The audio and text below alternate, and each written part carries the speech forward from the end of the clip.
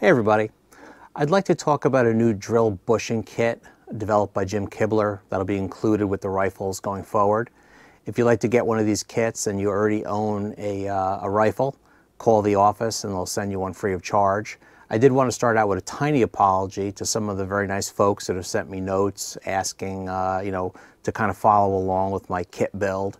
And I really wish I could have started by now. I am enjoying some of the pictures and articles that people are putting up on the internet about their rifle builds. Unfortunately, I work for a large company that supports the pharmaceutical industry. And as those folks are ramping up a vaccine production and things like that, we also ramp up, myself and all the folks that work with me. So I spend a lot of time at work these days, and that's why I guess I have this disheveled appearance.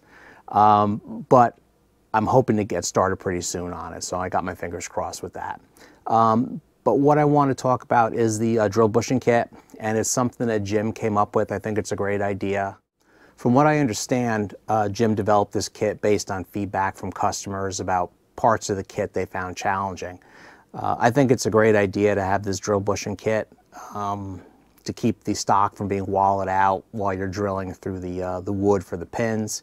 It was a bit of a concern for me also, and I'm glad to hear I wasn't the only one, worried about it. As an electrician, I've been to plenty of people's homes and drilling holes in their Italian marble backsplashes to cut in a receptacle for something. But I'm fretting about a tiny little hole going through my stock. Go figure, I don't know. Sometimes I worry about things that aren't that important. But let's take a look at the kit and see what comes in the bag. So this is how the kit arrives. And inside the package, I have an instruction sheet using the pinhole drill jig. So these are all the instructions on how they plan to use that. And inside the packet,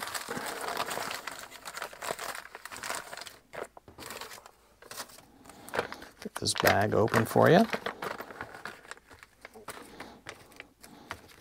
Lay out some of the pieces. So the first thing I see that comes to mind is the actual drill guide bushing.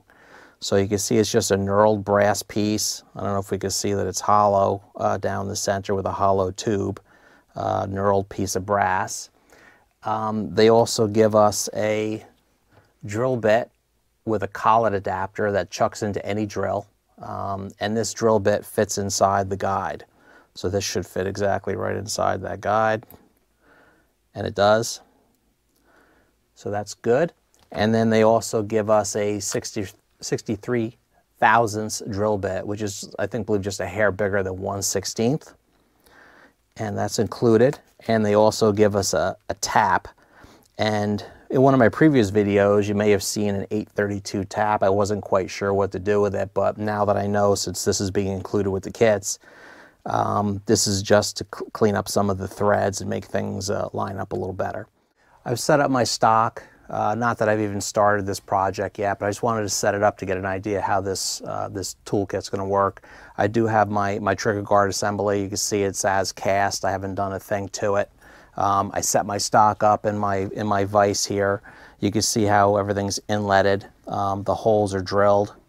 The guard will eventually go in here once it's fitted and finished a little bit, and then it will be clamped in place with a clamp. And then we'll use our drill to go through that hole and, go all the way down to the metal and try to drill through it. Anybody who's used a cordless drill or any kind of handheld drill knows that it's kind of difficult to keep it going through straight. The other issue is that as you're drilling, we're picking up some of the brass or some of the steel, depending what style rifle we're using, in the flutes of the bit. And so while I'm trying to keep this thing going straight in the hole, I'm wallowing out the hole. I'm also bringing up metal chips and things like that in the flutes of the bit, making my hole even bigger. So that was like one of my fears, was having like a poorly fit hole or a chipped out hole or something like that. So, another way I could do it, I suppose, is to get this clamped in place, kind of get it as level as I can, drill through both the holes, pull the guard out, and then we'll have it spotted. So in other words, Once I drilled through with the bit lightly, you know, there's going to be like a little spot on there, and then I can pull it out and I could drill, you know, put it in a vise and I can drill through the rest of the way.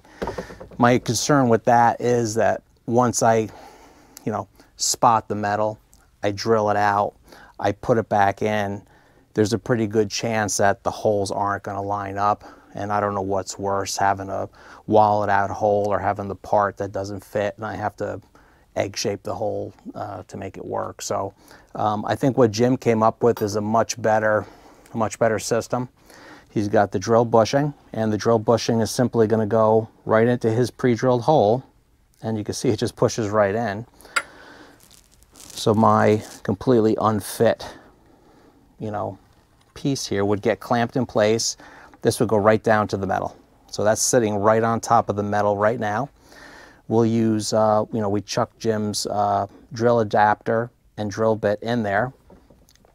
Simply just going to put this tool right into the hole, down till I hit the metal, and then I can start drilling. So this will keep me perfectly aligned the whole time. So once I pull that out, I can pull out the adapter. Then I can install the 63 thousandths bit in place of this bit that's in the collet holder, and then I can just drill the rest of the way through. Now, I will drill this freehand because this is a pretty straight shot, and there's a lot of the metal will already be cut out of the drill guard or the trigger guard, and that way I'm not going to be pulling up very many chips at all.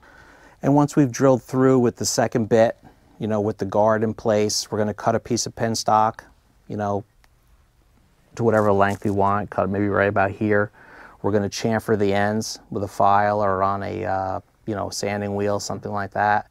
You'll put it right in there and we'll just tap it right through.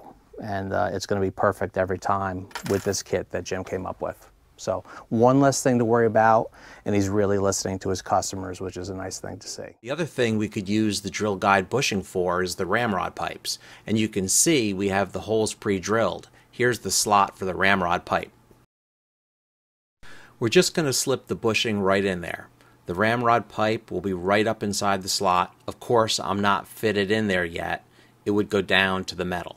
We would use the adapter again and drill right through. Follow the same exact procedure as we did with the trigger guard. In this case, the Kibler ramrod pipes already had a hole in them, so we don't have to worry about that.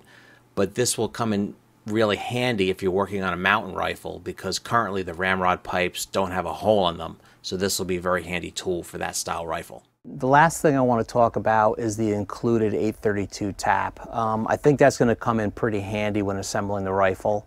It's amazing how Jim pre-drills all these holes and on these kits, and everything lines up perfectly. You know, while there's no drilling and tapping required on the kit, a tap can come in handy if a screw is hard to get started or lined up. For instance, if you have the lock installed on one side of the rifle and you're trying to go through and the screw or the bolt won't start because things aren't like 1000% lined up, you can use the 832 tap that's enclosed. You got to put it in your own tap handle. So what I would do is, if I was trying to drive in this lock bolt and it wasn't quite lining up perfectly, simply take out the bolt, take your 832 tap, it'll fit right into that hole, and then you're simply just going to put it down till you hit the lock, and then with everything clamped in place, and you're just going to tighten it down, and you're going to thread it right into the lock assembly, and then take it right back out again, and then put your lock bolt in, and it's going to go in every time. It's just going to clean things up a little bit, clean up the threads and help the bolt to thread in easily. And again, these tools are included with every kit. So, you know, if you order a Kibler long rifle, Colonial, Southern Mountain rifle, you're going to get this kit with it. If you already ordered a kit and you have it sitting here like myself and you haven't gotten to it yet, by all means, give the office a call, send them an email, and they will send you a setup here or a kit at no cost to you, so you really can't go wrong with that. But I think that's all I wanted to talk about, but thanks for watching, and I really appreciate it.